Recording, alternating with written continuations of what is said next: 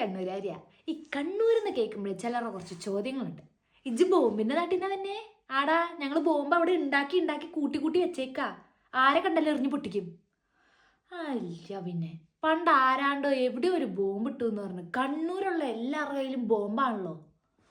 നിങ്ങൾക്ക് ഞങ്ങളുടെ സ്വഭാവം ശരിക്കും അറിയണമെങ്കിൽ ഒരു 10 മിനിറ്റ് ആ കണ്ണൂരോട് ഒന്ന് നടന്നാൽ മതി. ഞങ്ങൾ നിങ്ങളെപ്പോലെ കണ്ടുടഞ്ഞ് ഇളിച്ചടിച്ചിട്ട് ഹായ് ഹലോ എന്ന് പറയണവരല്ല, അത് ശരിയാ. പക്ഷേ ഒരാളെ കണ്ട് ആദ്യം കഴിച്ചോന്ന് ചോദിക്കണത് അത് ഞങ്ങളാ. അങ്ങനെയാണ് ഞങ്ങൾ സ്നേഹം പ്രകടിപ്പിക്കണേ.